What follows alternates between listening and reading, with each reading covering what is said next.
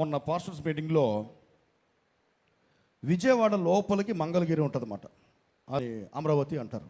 ఇప్పుడు ఆ మంగళగిరి లోపల ఒక చిన్న రోడ్డు పక్కన ఒక చర్చ్ ఉంటే ఒక హాలు అందులో పెట్టాం. ఎందుకు కొంతమంది పాస్టర్లు బలపరచాలి అక్కడ అని చెప్పి, కనీసం 50 మంది అనేది బలపరచాలని. అయితే ఏం జరిగింది, ఎక్కడో చిత్తూరు నుంచి 80 సంవత్సరాల సేవకుడు, నేను వెళ్ళి ఆ సేవకుని దగ్గర అభిషేకం తీసుకువెళ్ళి మా ఊరి గ్రామాలన్నింటిలో నేను సువార్త ప్రకటించాలని, అతనికి ఒక సంఘం ఉంది. ఆ సంఘంలో 200 మంది ఉంటారు. అతనికి 80 సంవత్సరాలు, వారి పిల్లలు కూడా పాస్టర్లే. ఈ 80 సంవత్సరాలు ఆయన చిత్తూరు నుంచి రాత్రి అంతా బయలుదేరిపోయి తెల్లారంతా ప్రయాణం చేసి అక్కడికి వచ్చి అయ్యా నాకు అభిషేకం కావాలి, నేను వెళ్ళి మా సైడు ఉన్న ఈ 100 గ్రామాలను నేను వెళ్ళి మార్చాలి, నన్ను అభిషేకించని చెప్పి అంటున్నాడు.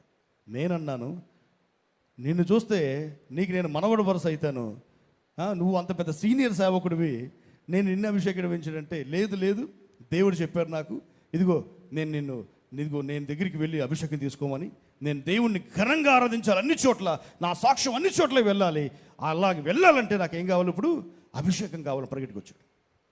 అయితే నువ్వు గట్టిగా దేవుని ఘనంగా ఆరాధించంటే ఇక చూడుగా ఆయన ఆరాధిస్తూనే ఉన్నాడు. హల్లెలూయా.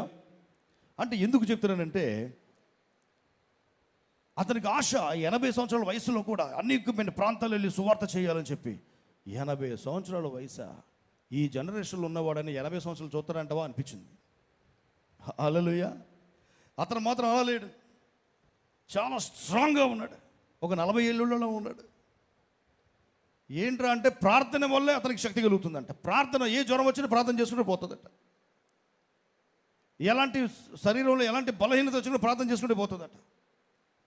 ప్రభువా రోజు నీ కృపచేత నీ వాత్సల్య చేత నింపు నింపు నింపు అని అడుగుతాడట. ఎందుకంటే ఉరికి నీ సేవ పరిచర్య చేయాలి ప్రభువా, ఉరికి నీ సేవ పరిచర్య చేయాలి ప్రభువా. ఆరోగ్యంకి మించిన ఐశ్వర్యం ఏముంది చెప్పండి లోకంలో. హల్లెలూయా. ఆరోగ్యం కానీ ఏది లేదు. ఆరోగ్యం ఉంటే ఏదైనా నువ్వు చేసుకోవచ్చు, ఎక్కడికి వెళ్ళినా కష్టపడవచ్చు. అవునా? ఎన్ని గంటలైనా కూర్చొని పని చేయొచ్చు, ఎక్కడైనా పని చేయొచ్చు. అది ఆరోగ్యం లేదనుకో ఏమీ చేయలేము. హల్లెలూయా. చాలామంది ఎలాగున్నారంటే దేవుణ్ణి ఆరాధించలేని పరిస్థితుల్లో ఉన్నారు. పరిశుద్ధాత్మ దేవుడు నీ హృదయంలోకి వచ్చిన తర్వాత కూడా నీవు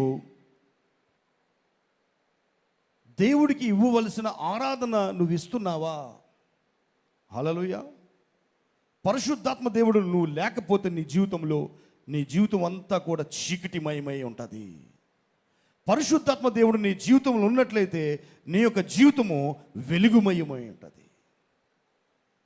అందుకని యేసుక్రీస్తు వారు, ఇదిగో నేను వెళ్ళి మిమ్మల్ని ఆదరించడానికి ఆదరణకర్త అయిన పరిశుద్ధాత్మ దేవుడిని మీ మధ్యలోనికి పంపిస్తాను, ఆయన మీలోనికి వస్తాడు, వచ్చి సర్వసత్యములోనికి ఆయన మిమ్మల్ని నడిపిస్తాడు అని యేసుక్రీస్తు వారు చెప్పి ఉన్నారు. మరి ఆయన వచ్చి 2000 సంవత్సరాలు అయింది.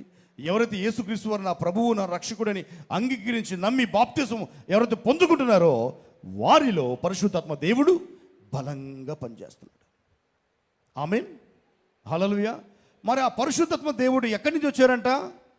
గట్టి చెప్పాలి. పరలోక రాజ్యం నుంచి వచ్చారు. పరలోక రాజ్యం ఎప్పుడు ఎలాగుంటుంది? నిత్యము నిరంతరము స్తుతి స్తుతి స్తుతి స్తుతి, ఆరాధన, స్తుతి స్తుతి స్తుతి స్తుతి. అలాంటి అట్మాస్ఫియర్ నుంచి, అలాంటి మహిమ నుంచి ఆయన నీ హృదయంలోకి వస్తే నీ హృదయంలో ఏమీ లేదు. ఏముందంటే చీకటితో స్నేహం. ఏముందంటే దేవుని ఆరాధించవచ్చు ఆదివారం రోజు, ఇది కూడా వీలైతేనే, వీలు లేకపోతే దేవుడు ఎటో అప్పుడు దేవుడు గుర్తురాడుగా. ఉదయం లేవుగానే దేవుని ఆరాధించడం నేర్చుకోవాలి. నాకు టైం లేదండి, నేను ఆరాధించాలి, నా పిల్లలు ఉన్నారు, వాళ్ళు ఉన్నారు, వీళ్ళు ఉన్నారు. కుదరదు. ఏమున్నా దేవుణ్ణి ఆరాధించాలి. హల్లెలూయా.